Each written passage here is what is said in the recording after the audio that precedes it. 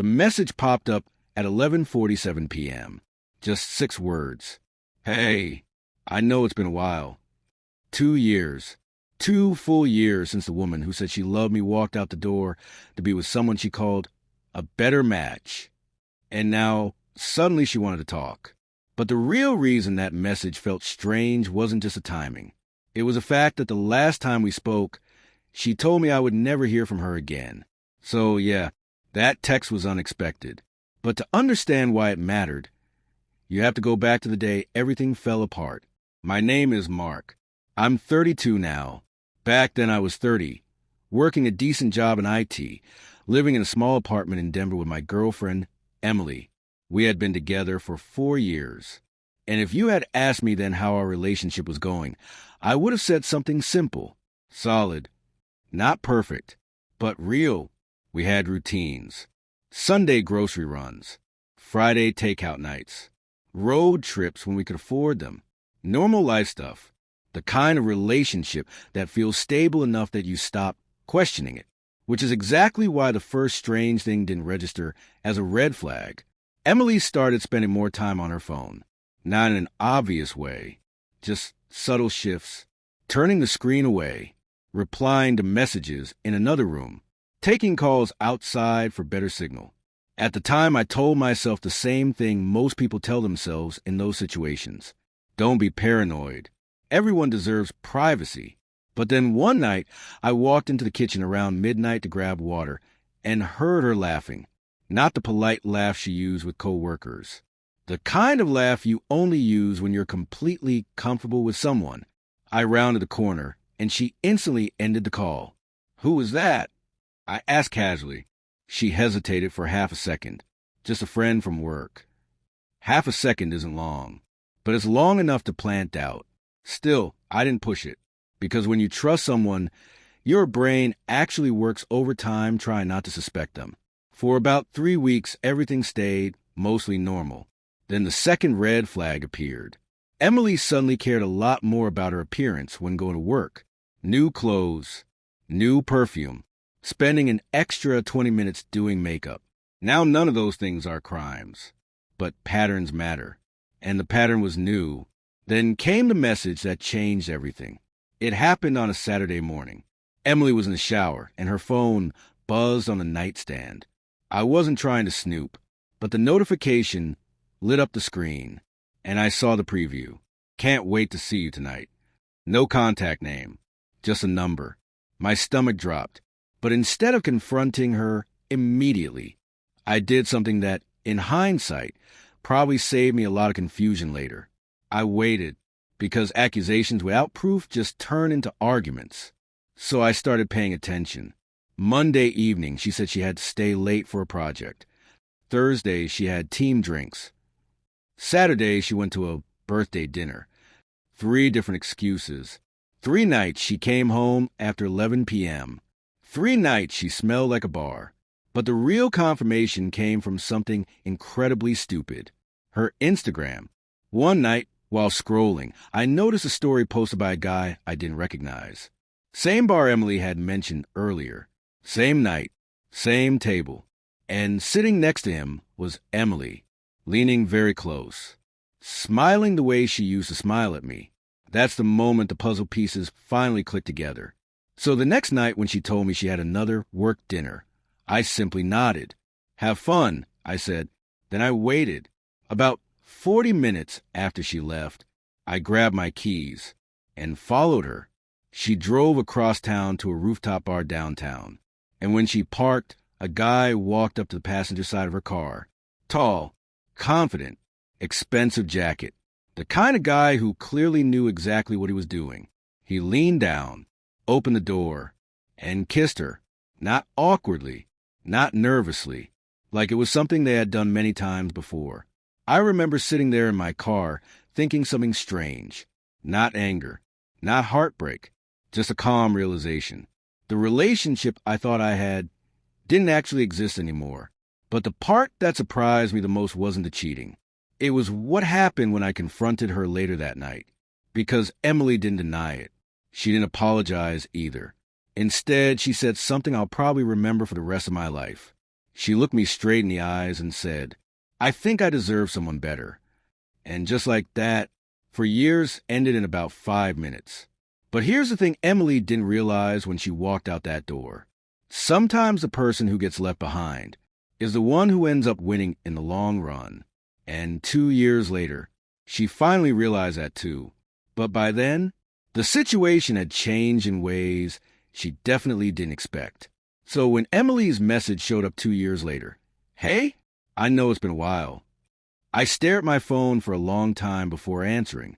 Not because I missed her, but because I was curious.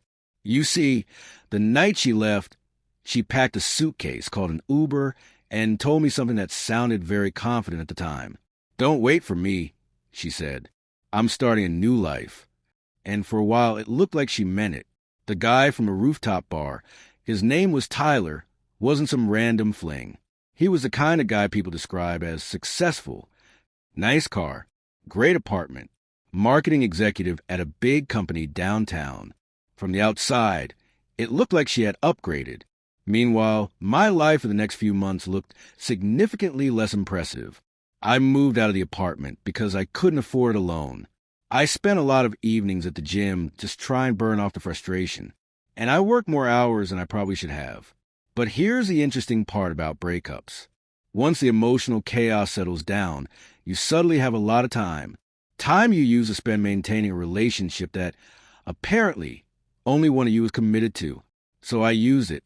I focused on work, took extra certifications, started freelancing on the side. Nothing glamorous, just steady progress. And slowly, things started changing. Within a year, I got promoted. Within 18 months, I had enough saved to buy a small condo. And somewhere in the middle of all that, something even more important happened. Emily stopped crossing my mind every day, which, if you've ever gone through something like this, is the moment you realize you've actually moved on. Then came that text. "Hey, I know it's been a while." I finally replied with something simple. "What's up?" The typing bubble appeared almost immediately. "Can we talk?" Now, normally I would have ignored it, but curiosity is a powerful thing. So a few days later we met at a small coffee shop. When Emily walked in, the first thing I noticed was how different she looked. Not in a bad way, just tired. The confident energy she had when she left 2 years earlier was gone. She sat down across from me and gave an awkward smile. "Hi." "Hi," I said. For a moment, neither of us spoke. Then she took a deep breath. "I owe you an apology." I nodded slowly. "For what part?"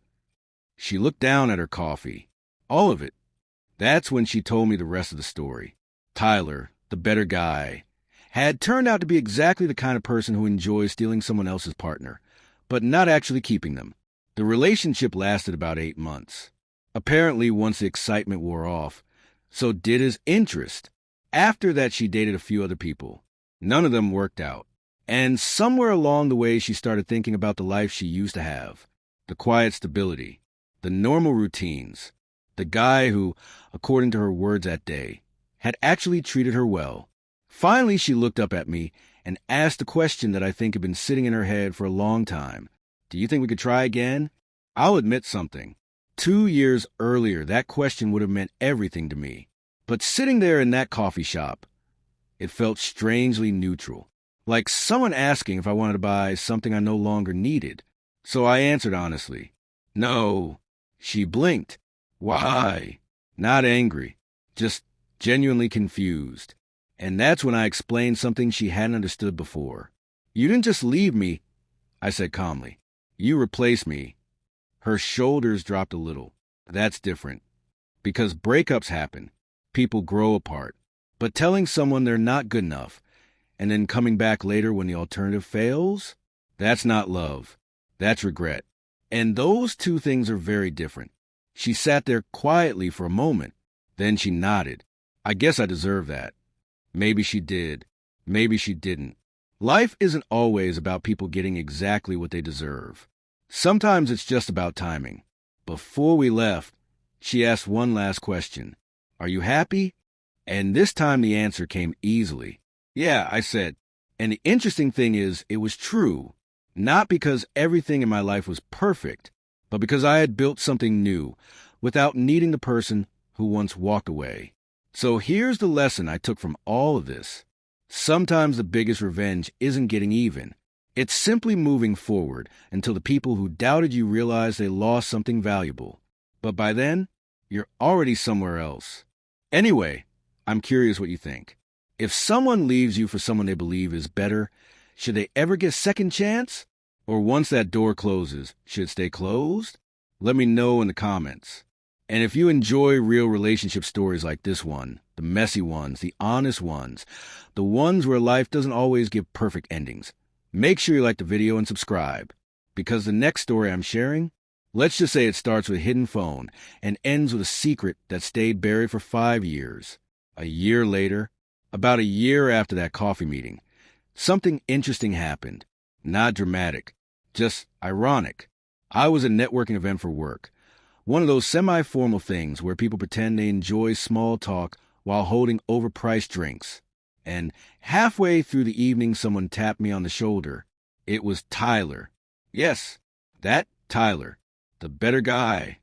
For a second, we just stared at each other, both realizing who the other person was. Then he laughed awkwardly. Man, this is weird. A little bit, I agreed.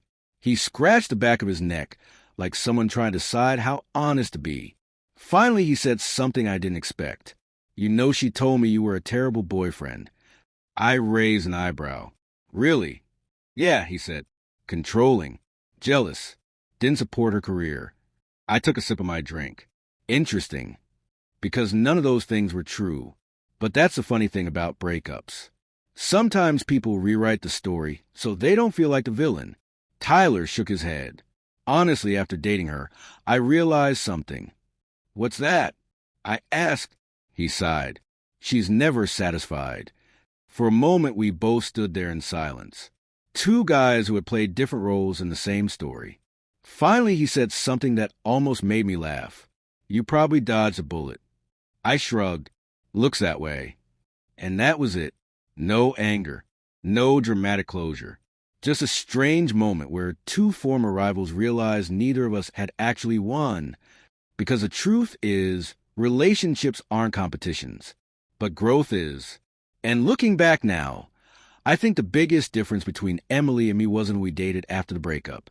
It was what we did with the time. Some people use heartbreak as an excuse to repeat the same patterns. Others use it as motivation to build something better. And judging by the way things turned out, I'm pretty happy with which option I chose. But I'm curious about something.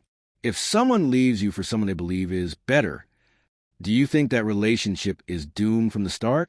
Or can people actually build something real after betrayal like that?